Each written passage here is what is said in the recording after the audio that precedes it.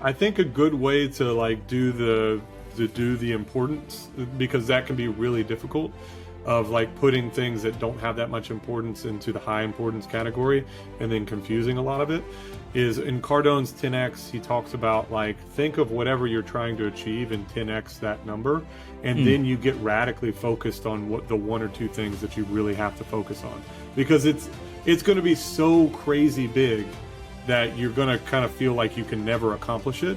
But if you could, right? If there was a glimmer, if you had all the urgency in the world and it was just everything was going to burn to the ground, how would you try to go about doing it? And then you'd really come up with like the number one move. And then now that's the quadrant 2, number one. If that makes sense. It's just you got to expand it out enough to collapse it down to like the Mafia type strategy.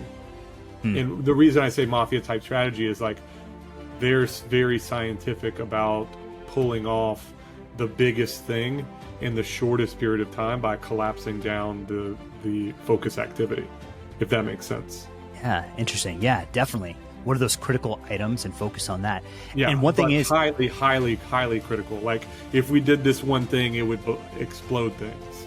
Sure. And then don't distract yourself with anything else. And then hit that really hard. And then you get really good proficiency in the 1,000 details to pull off that one thing, instead of being watered down by 4 things that you're like 10% understand. Totally.